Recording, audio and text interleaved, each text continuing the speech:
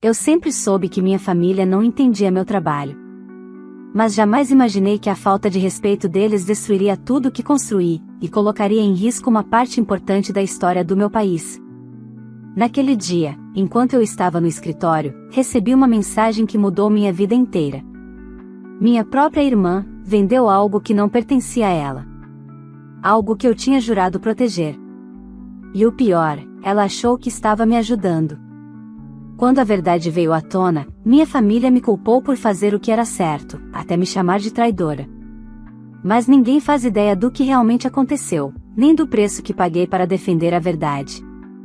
Olá, seja bem-vindo ao canal Histórias Surpreendentes. Curta e se inscreva nesse canal, aproveite e ative as notificações.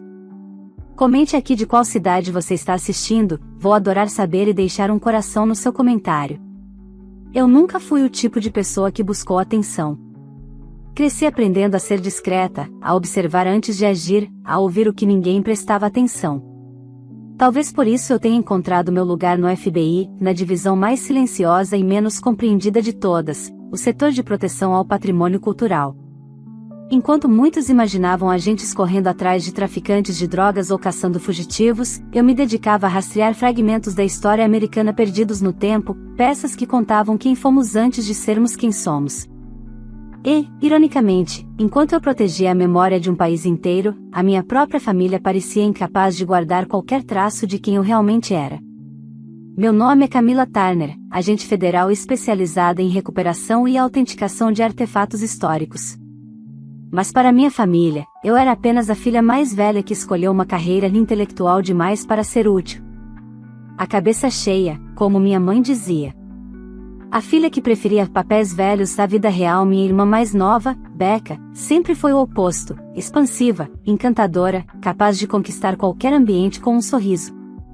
Crescemos juntas, mas ela aprendeu cedo que charme podia substituir esforço. E minha família nunca questionou isso. Ao contrário, celebravam cada pequena conquista dela como se fosse extraordinária, enquanto tratavam meus anos de estudo, dedicação e investigações internacionais como um hobby glamouroso, sem importância prática. A diferença entre nós ficou ainda mais evidente quando eu aluguei um pequeno apartamento em Filadélfia, próximo ao escritório regional. Lá, mantinha um cômodo inteiro dedicado a projetos em andamento, sempre com autorização e supervisão, claro. Aquele espaço era mais do que um depósito. Era um santuário de história, com temperatura controlada e prateleiras que guardavam fragmentos raríssimos da era colonial americana. Entre eles, as peças mais importantes em que eu já havia trabalhado, um conjunto de moedas cunhadas antes da independência, cada uma com um valor histórico incalculável. Encontrá-las havia exigido meses de investigação, colaboração com historiadores, cooperação com autoridades estrangeiras e negociações delicadas com colecionadores privados. Eram parte de uma investigação internacional que, em breve, culminaria em uma grande revelação pública. Eu estava orgulhosa. Orgulhosa do meu trabalho. Orgulhosa da história que protegíamos. E talvez, só talvez, esperava que minha família, ao ver o reconhecimento oficial, finalmente entendesse quem eu me tornará. Mas orgulho é uma coisa frágil. Às vezes, basta uma única escolha imprudente, um gesto egoísta, uma ação irreversível, para desmoronar tudo. Eu nunca imaginei que o maior risco ao qual aquelas moedas seriam expostas não viria de contrabandistas, colecionadores clandestinos ou negociadores sem escrúpulos. Mas sim de alguém que compartilhou minha mesa na infância, minhas roupas no colégio, e que, ainda adulta, se recusava a acreditar que minha vida tinha algum valor além do que ela conseguia enxergar.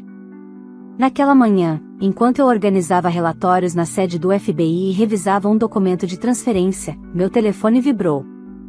Um som comum, trivial. Não havia nada naquele momento que anunciasse o que estava prestes a acontecer. Não havia luz dramática, música de suspense, ou um pressentimento inexplicável. Apenas uma notificação. Um gesto simples. Mas quando peguei o celular e li a mensagem que acabará de chegar, soube imediatamente que minha vida estava prestes a se dividir em antes e depois. A mensagem na tela parecia absurda demais para ser real. Becca, limpei aquele quartinho trancado no seu AP. Tava entulhado de moedas velhas e tralha antiga. Vendi tudo para um cara que coleciona essas coisas. Fiz $12.000. De nada, irmã. Finalmente alguém nessa família sabe transformar lixo em dinheiro. Meu coração parou. Minha mente tentou negar o que eu lia, mas as letras permaneciam ali, sólidas, cruéis, rasgando qualquer noção de segurança que eu acreditava ter. O sangue sumiu do meu rosto, senti meu corpo gelar. As moedas. As moedas coloniais, algumas datadas de antes de 1776. Peças únicas, rastreadas ao longo de operações sigilosas, recuperadas com apoio do Departamento de Justiça e da Interpol. Um lote avaliado em mais de $1 milhão, sem considerar o valor histórico incalculável. E ela as havia vendido por $12.000. Foram necessários menos de 5 segundos para meu treinamento se sobrepor ao pânico. Respirei fundo, fechei os olhos, e apoiei as mãos na mesa. Uma agente nunca reage, ela age. Meu celular vibrou de novo. Becca, o cara disse que algumas eram tipo coloniais, mas ele topou pegar todas. Pago na hora, em dinheiro. Usei um pouco para reservar nossa viagem para Miami. Mamãe e papai vão comigo. Você devia agradecer. Livre-sei do seu acúmulo e ainda fiz grana. A dor não veio de imediato. Primeiro veio a nitidez brutal da realidade, como vidro estilhaçado entrando na pele lentamente. Ela tinha entrado no meu apartamento. No meu cômodo seguro. Ela tocou bem sob custódia federal.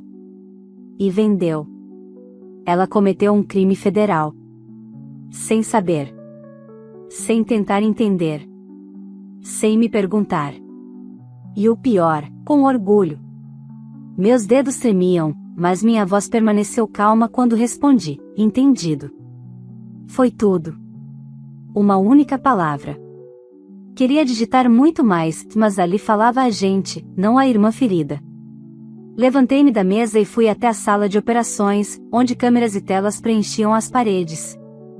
Encontrei meu supervisor, agente especial Franklin Cole, e o chamei com a postura formal de quem sabia que estava prestes a iniciar um protocolo delicado. Cole, preciso reportar uma violação de acervo sob custódia federal. Minha voz saiu firme, mesmo que meu peito ardesse. Houve transferência não autorizada dos itens catalogados na Operação Heritage. Ele parou. Os olhos dele endureceram de imediato. Onde estão os itens agora? Vendidos. Minha irmã retirou sem permissão. Já tenho informações preliminares. Valor aproximado, $12.000, transação em dinheiro, comprador não identificado ainda. Cole me observou como um médico observa alguém tentando esconder uma ferida profunda. Camila, eu sinto muito. Mas você sabe o procedimento. Concordei. Eu sabia. Eu mesma já orientara vítimas cujos familiares haviam se envolvido em crimes sem entender as consequências. O peso da lei não escolhe quem atingir. E, agora, ele caía dentro da minha própria casa. Saí para a sala reservada. Abri o laptop seguro. Iniciei o relatório formal. Descrevi o ocorrido com frieza profissional, mesmo quando o coração latejava, como se tentasse escapar pelo estômago. O telefone vibrou de novo. Mensagens, desta vez no grupo de família. Minha mãe, Becca nos contou. Você precisava esvaziar aquele quarto mesmo. Deus te abençoe por ter uma irmã tão prática. Meu pai, finalmente ela ajudou com alguma coisa. Você devia ser mais grata, Camila. Até parece que preferia aquelas velharias ao invés da família. Cada palavra era um golpe. Como se eu estivesse caindo num poço onde as pessoas que mais deveriam me entender eram, na verdade, as que cavavam mais fundo. Mas nada doía mais do que saber que, aos olhos deles, meu trabalho nunca passou de um capricho intelectual. Enquanto eu lutava para proteger fragmentos da história do país, minha família acreditava que eu armazenava moedas velhas. E, agora, meu próprio sangue tinha se tornado o risco que nem o FBI poderia prever. Cole entrou na sala minutos depois. A procuradoria já está envolvida.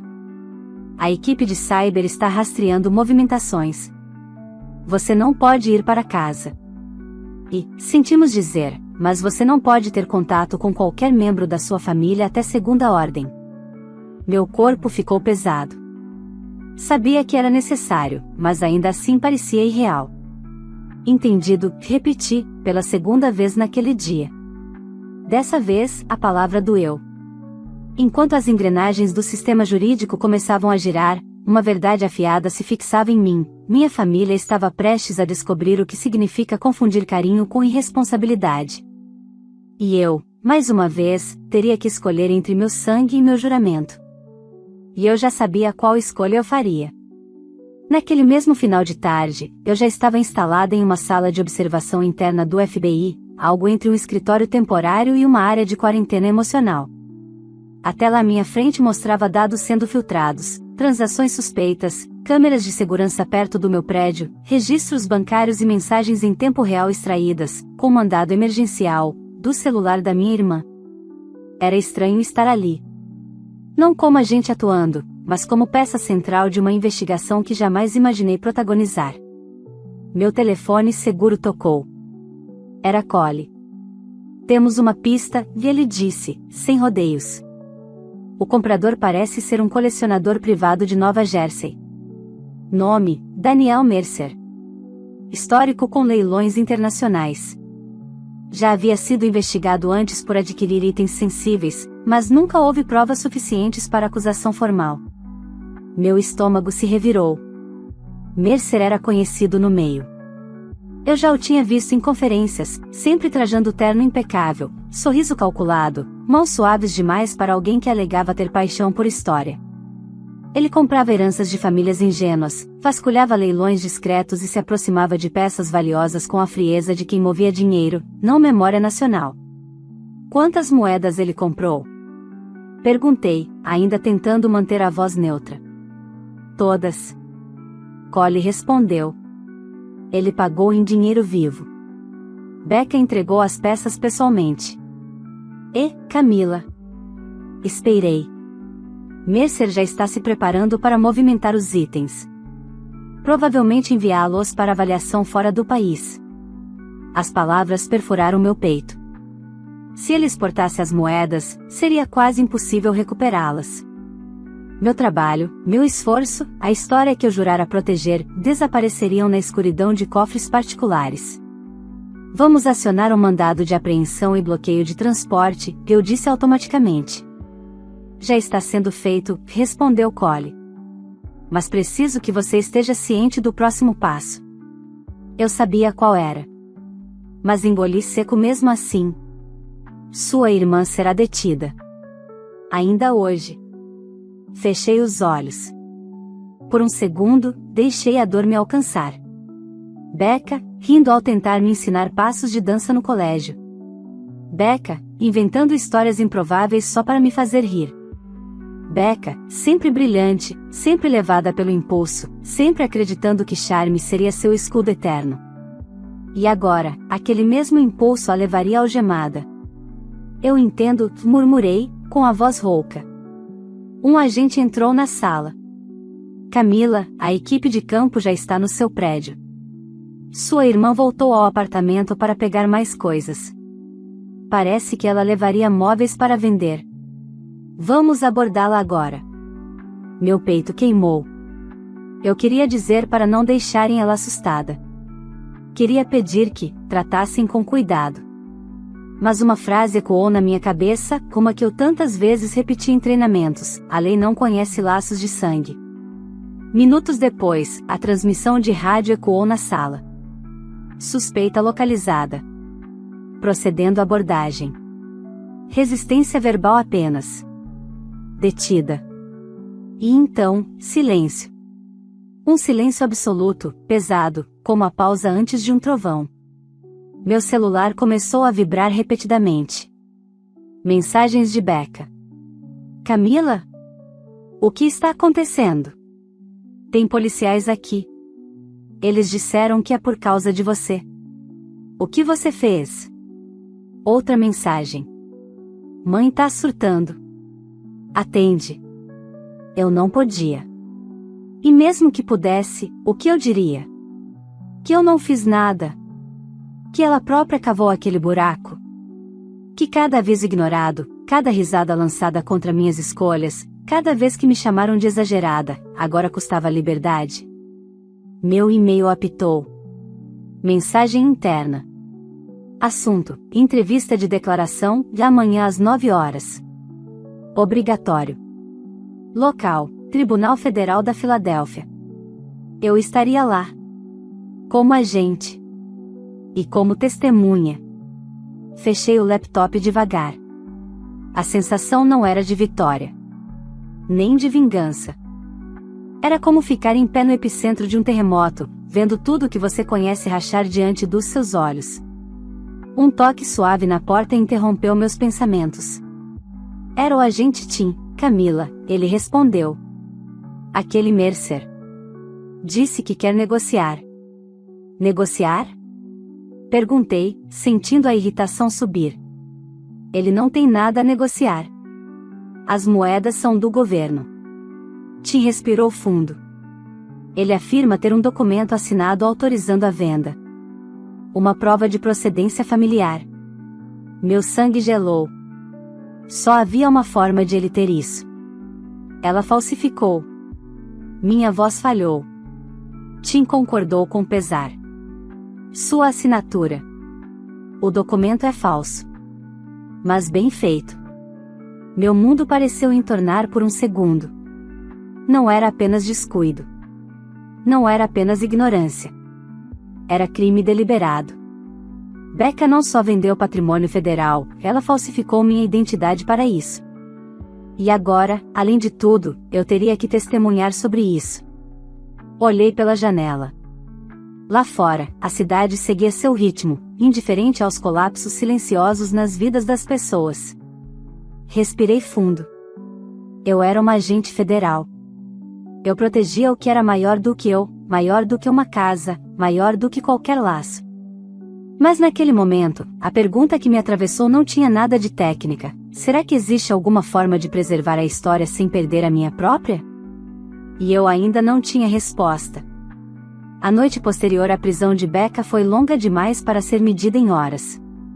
Eu permaneci em um apartamento funcional do FBI, um espaço neutro, frio, pensado para agentes em operações e não para corações despedaçados. A cama era arrumada com perfeição militar, a chaleira emitia vapor constante, e eu, sentada à mesa, tentava alinhar pensamentos que simplesmente se negavam a obedecer. Meu celular pessoal estava bloqueado pela equipe jurídica, preservado como evidência. O seguro, o oficial, repousava sobre a mesa, vibrando ocasionalmente com alertas da central. Eu ignorava todos. Sabia que o mundo lá fora fervilhava com perguntas. Minha família, a imprensa que talvez já farejava algo, o próprio Mercer tentando se safar. Mas ali, naquele silêncio hermético, eu permiti que uma verdade me atravessasse. Eu não estava apenas participando de uma investigação, eu era o terremoto que havia arrancado o chão da minha família. O sol ainda nem havia tocado o horizonte quando me chamaram para o Tribunal Federal. O prédio, com seus corredores de mármore e eco impessoal, nunca me parecerá tão imponente. Eu já havia prestado depoimentos antes, contra contrabandistas, marchandos inescrupulosos, colecionadores influentes. Mas testemunhar sobre o crime cometido pela minha própria irmã tinha um peso diferente, um nó no estômago que nenhuma disciplina policial conseguia desfazer. À entrada, vi meus pais. Minha mãe estava com os olhos inchados, o rosto marcado por uma mistura de desespero e indignação.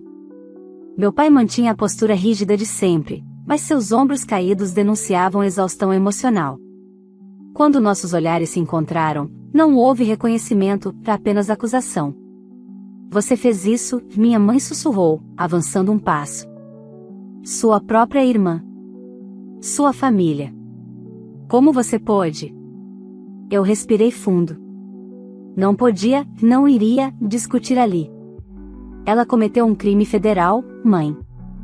Ela errou. Minha mãe gritou, a voz quebrando.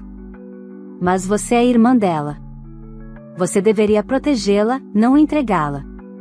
Meu pai interveio, voz baixa, dura. Não precisava ter chegado a esse ponto, Camila. Você sempre achou que era melhor do que nós, não é? Agora está feliz? Destruiu sua própria família por umas moedas velhas? Dessa vez, fui eu quem deu um passo à frente. Eu protegi o que jurei proteger. Becca vendeu cultura nacional. Falsificou minha assinatura. Roubou bens federais. Vocês queriam que eu cometesse um crime para encobrir o dela? Minha mãe chorou ainda mais, e meu pai desviou o olhar como se eu fosse uma estranha. Passei por eles sem esperar resposta. Porque a verdade era simples e devastadora, não havia maneira de convencê-los. Não naquela manhã. Talvez nunca. Na sala de audiência, Becca foi trazida algemada. Ela parecia menor, sem a constante aura de brilho que sempre carregara. Quando me viu, os olhos dela se encheram de lágrimas, mas não de arrependimento. De fúria. Você acabou comigo, ela sussurrou quando passou por mim, escoltada. Eu te odeio. Ouvir isso seria suficiente para quebrar muita gente. Eu senti a lâmina, sim. Mas não permiti que ela penetrasse além da superfície. Eu precisava ser agente. Depois eu poderia ser humana. O juiz entrou. O procurador apresentou as acusações: roubo de patrimônio federal, falsificação de documento oficial, obstrução, transação ilícita de bens culturais. Palavras pesadas, duras, reais. Cada uma delas um tijolo no muro que se erguia entre nós para sempre. Quando chamaram meu nome para depor, caminhei até o púlpito com passos firmes. O juramento soou alto no silêncio absoluto da sala. Prometi dizer a verdade. E disse. Expliquei o valor histórico das moedas, o processo de recuperação, o sigilo, a cadeia de custódia, a importância cultural para o país. Contei como minha irmã teve acesso, como retirou os itens, como tentou vendê-los e como falsificou minha assinatura. Minha voz não tremeu. Meus olhos não desviaram. Eu não chorei, não ali. Minha dor não pertencia àquela sala, minha verdade, sim. Quando terminei meu depoimento, Becca me encarou, o rosto contorcido de ódio e incredulidade. Você não é minha irmã. Sibilou. Eu pensei na criança que ela foi, nas risadas compartilhadas, nos segredos de adolescência. E tive que aceitar que aquilo tudo havia morrido muito antes daquela audiência. Talvez no dia em que ela decidiu que minhas conquistas eram menos importantes que a própria impulsividade. Talvez no dia em que minha família escolheu ignorar a pessoa que eu realmente era. Mercer foi o próximo a ser citado. Ele confirmou que pensava estar comprando moedas de família. Tentou se vitimizar, dizendo que confiou no documento. Mas o promotor o desmontou peça por peça, ele sabia o que estava fazendo. Ele cheirava a ilegalidade como um tubarão cheira sangue. Quando a sessão encerrou, o juiz adiou a decisão para a fase de sentença. Todos se levantaram. Eu permaneci sentada por um segundo, respirando fundo, tentando recuperar minhas partes internas antes de enfrentar o mundo externo novamente. Quando saí da sala, meus pais não estavam mais ali. Apenas o corredor vazio. Uma metáfora perfeita. Lá fora, o ar frio me atingiu como uma lâmina. Eu puxei a respiração com dificuldade. Pela primeira vez desde que tudo começara, minhas pernas fraquejaram, e eu me apoiei na parede. Era engraçado. Eu passava a vida caçando ladrões de história. E agora descobria que, às vezes, quem rouba nossa história não é o criminoso lá fora, mas quem cresce ao nosso lado. Eu me endireitei, limpei o rosto e caminhei rumo ao carro do FBI que me aguardava. A batalha legal estava só começando, e a emocional, essa eu sabia que duraria anos. E, no fundo, uma pergunta persistia como um eco amargo: quando a justiça finalmente fosse feita, será que ainda sobraria alguma família para eu voltar? Nos dias que seguiram a audiência, a minha vida se dividiu em duas linhas paralelas: a rota objetiva, onde eu continuava meu trabalho no FBI, redigindo relatórios, acompanhando a cadeia de custódia das moedas recuperadas e cooperando com a Promotoria Federal, e a rota invisível, que ninguém via, onde cada silêncio da minha família ecoava como uma sentença à parte. Mercer tentou negociar. Prometeu entregar tudo, jurou não ter intenção criminosa, alegou ter confiado na vendedora inocente. Mas os relatórios de inteligência falavam mais alto: aquele homem buscava brechas, e desta vez não havia nenhuma para se esconder. Quando a equipe de campo recuperou as moedas na casa dele, bem embaladas, prontas para serem transportadas para um avaliador clandestino na Europa, Mercer entendeu, finalmente, que não estava negociando com ingenuidade, e sim com o governo dos Estados Unidos. Enquanto acompanhava os agentes registrando as peças, senti algo que não estava preparada para sentir, um misto de alívio e exaustão. As moedas estavam ali, intactas, polidas pelo tempo, marcadas pelo peso da história. Eram testemunhas silenciosas de quem fomos antes da independência, moedas cunhadas quando este país ainda era uma promessa. Séculos depois, eram testemunhas de outra história, a minha. Eu deveria me sentir vitoriosa. Mas aquele triunfo era quieto, pesado. Como se, para salvar a história do país, eu tivesse sacrificado a minha. A repercussão interna no FBI foi inevitável. Cole me garantiu respaldo e respeito institucional, mas a verdade é que qualquer agente que se vê envolvido pessoalmente em uma investigação vira assunto. Alguns sussurravam com empatia. Outros, com curiosidade. Uma minoria, com julgamento. Eu entendia, não era o tipo de história que se vivia e fingia que nada aconteceu. Em casa, ou no que antes chamava de casa, o silêncio permanecia absoluto. Minha mãe não respondia a qualquer e-mail protocolar da defesa da Becca, que tentava obter apoio familiar para a redução de pena. Meu pai não me ligava. Minha irmã mais nova, que havia mantido distância desde o início, enviou uma única mensagem: eu não sei o que sentir. Só sei que nada vai voltar a ser como era. Eu li aquela frase 10 vezes. E pela primeira vez, percebi algo simples, cruel e libertador: talvez nada devesse voltar a ser como era. Eu havia passado anos tentando ser vista por minha família. Tentando ser compreendida. Tentando caber em um espaço onde nunca me quiseram completa, apenas em pedaços convenientes. Mas havia sacrifícios que nem o sangue exigia. E havia valores que não podiam ser negociados. Minha verdade tinha um preço. Eu estava pagando. Certa tarde, enquanto revisava documentos no escritório, Cole se aproximou com uma pasta nas mãos. Ele se sentou diante de mim, o rosto sereno, mas os olhos alertas. A acusação formal completa foi protocolada, disse ele. Sua irmã está aceitando a responsabilidade parcial. A defesa está tentando negociar uma pena reduzida, mas a falsificação complica as coisas. Concordei. Sabia disso. Era inevitável. Eles estão usando uma linha emocional forte no pedido, e ele continuou. Estão dizendo que ela agiu por impulso, que a família acreditava que você estava acumulando objetos sem valor, eles estão tentando insinuar que sua conduta foi distante. Que eles não tinham como entender a gravidade.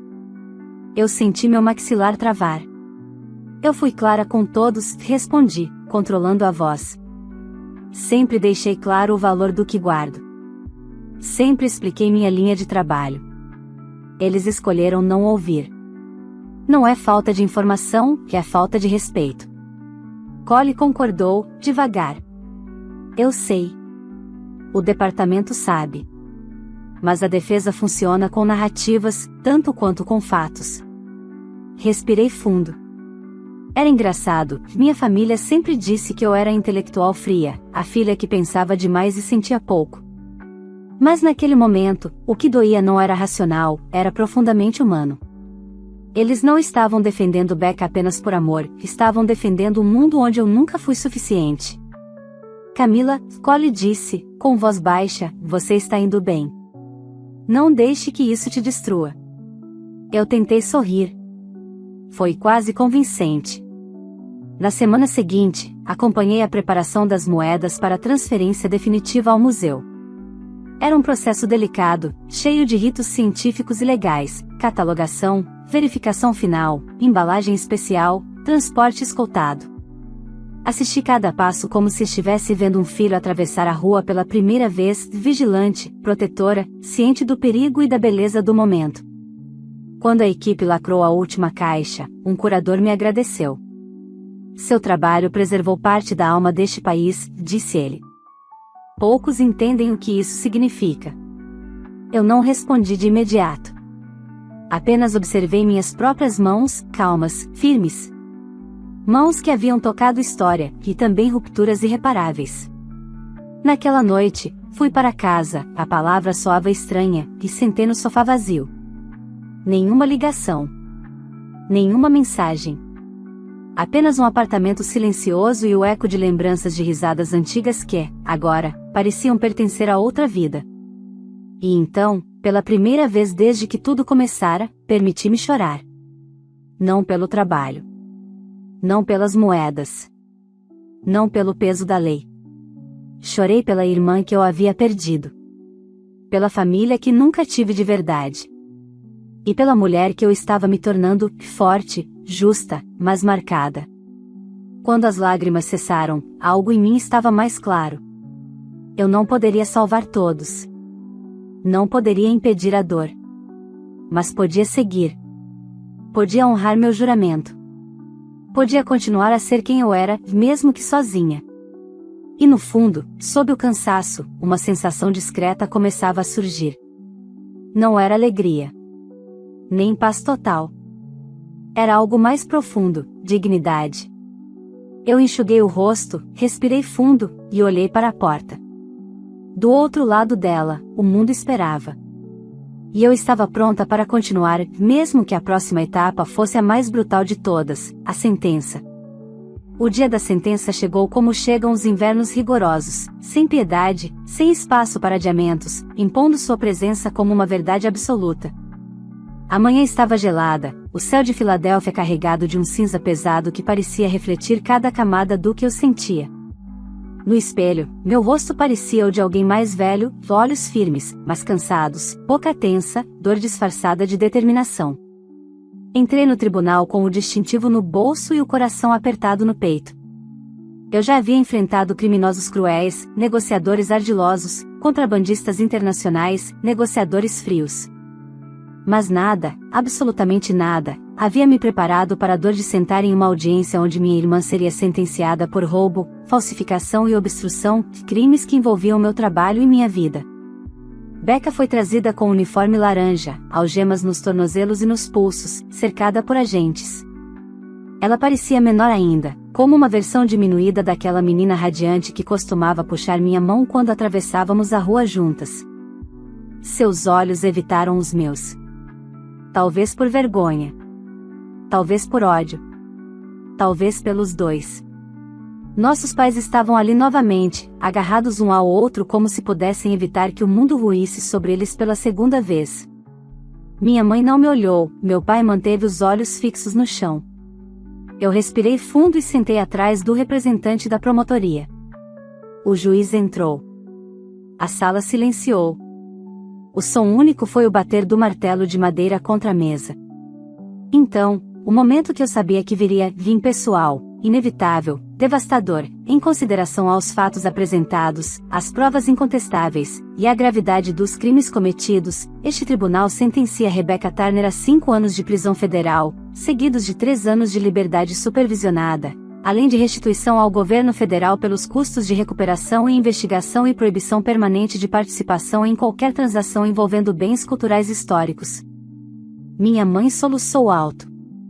Meu pai fechou os olhos, como se tivesse levado um golpe físico. E Becca, ela virou o rosto lentamente na minha direção. Não havia ódio dessa vez. Nem acusação. Havia algo pior, desilusão. Perda. A constatação de uma realidade que não podia mais ser negada. Eu segurei firme o braço da cadeira. Queria levantar e ir até ela, dizer que desejava que tudo tivesse sido diferente. Mas não seria justo. Nem verdadeiro. Ela havia escolhido. Eu havia escolhido. A história havia escolhido. E agora, cada uma de nós estava pagando o preço por isso. Quando a audiência terminou, saí antes que meus pais pudessem se aproximar. Ouvi minha mãe me chamar, uma vez, em um sussurro triste. Mas não virei. Às vezes, a única forma de amar alguém é aceitar que você não pode salvá-lo, nem ser salva por ele. O tempo passou. Os jornais comentaram o caso brevemente. Irmã traidora em alguns blogs, agente exemplar em outros. Internet ama extremos, eu não pertencia a nenhum. Essa história não tinha heróis perfeitos, nem vilões simples. Tinha pessoas, escolhas e consequências. As moedas, por sua vez, seguiram para seu destino final. 3 semanas após a sentença, fui convocada para a cerimônia oficial de transferência no Museu de História Americana em Washington, D.C. Era um evento discreto, sem holofotes sensacionalistas, apenas historiadores, curadores, agentes federais e um pequeno grupo de convidados do governo. Quando os artefatos foram apresentados, senti um nó na garganta. Cada moeda estava protegida, catalogada, iluminada. E ao lado delas, uma placa, coleção colonial, recuperada graças ao trabalho da Divisão de Patrimônio Cultural do FBI, liderada pela agente Camila Turner. Meu nome. Minha luta. Minha verdade, enfim reconhecida. O curador-chefe me chamou para uma breve fala. As luzes se voltaram para mim, mas ao contrário das vezes em que minha família dizia que eu fugia do protagonismo, naquele momento eu me senti exatamente onde deveria estar. História não é apenas o que está escrito nos livros, comecei, a voz firme mas carregada. História vive nos objetos que resistem ao tempo. E protegê-los significa proteger quem fomos. Isso exige investimento, estudo, paciência, e às vezes, escolhas difíceis. Mas o valor da nossa memória coletiva supera até as dores que carregamos individualmente. Hoje, estas moedas voltam ao povo americano. E isso, minha voz vacilou por um instante, mas recuperei, isso vale tudo. A plateia aplaudiu. Não com euforia, mas com reverência. O tipo de aplauso que não exalta o indivíduo, mas o propósito. Quando a cerimônia terminou, saí para a área externa do museu. O vento era fresco, o fim de tarde pintava o céu com tons de cobre e vinho. Fiquei ali parada, observando a cidade que já tinha visto revoluções, guerras, contradições e renascimentos. Uma cidade que entendia como ninguém o preço da liberdade. Meu celular vibrou. Era um número desconhecido. Atendi. Camila? Uma voz tremida disse. Era Becca. Ela tinha conseguido uma ligação do sistema prisional. Ela engoliu seco, e eu não sei o que dizer. Eu sei que estraguei tudo. Meu coração apertou. Mas agora eu era feita de cicatrizes que aprenderam a respirar. Eu queria que tivesse sido diferente, respondi com sinceridade. Eu sei, ela murmurou. Mas, obrigada por atender. Silêncio. Por um instante, éramos só 2 garotas que cresceram juntas e se perderam no caminho da vida. Disse, Becca, e eu disse, calma. Você também, e ela respondeu. E, me desculpa. A chamada caiu. Não chorei. Não sorri. Apenas respirei, sentindo o peso e a leveza coexistirem dentro de mim. Algumas histórias não terminam com reconciliação perfeita. Algumas feridas não cicatrizam limpas. Algumas perdas são permanentes. Mas eu protegi o que era maior do que eu. Honrei meu juramento. E apesar de tudo, eu ainda estava de pé. Caminhei devagar até os degraus do museu. Olhei para trás, para as janelas iluminadas que guardavam as moedas. Depois para frente, para a cidade que se espalhava viva e vastamente. E soube, com uma certeza profunda, eu não tinha perdido minha história. Eu a tinha conquistado. Se você chegou até aqui, me conta, no lugar dessa protagonista, você teria coragem de defender a verdade, mesmo que isso custasse sua família? Ou teria feito o que muitos fazem e fechado os olhos para proteger quem ama? Essa é uma escolha difícil, e eu quero saber o que você faria. Se essa história mexeu com você, deixa o like, isso ajuda muito esse conteúdo a alcançar mais pessoas que gostam de histórias fortes e emocionantes como essa. Não esqueça de se inscrever no canal para acompanhar as próximas narrativas, aqui sempre tem histórias cheias de tensão, superação e decisões que mudam destinos. Compartilhe esse vídeo com alguém que valoriza justiça e integridade, ou com alguém que já passou por uma situação parecida. E antes de ir, comenta aqui embaixo, qual teria sido sua decisão? E diz também de qual cidade você está assistindo, para que eu possa te dar um coração no comentário. Nos vemos no próximo episódio.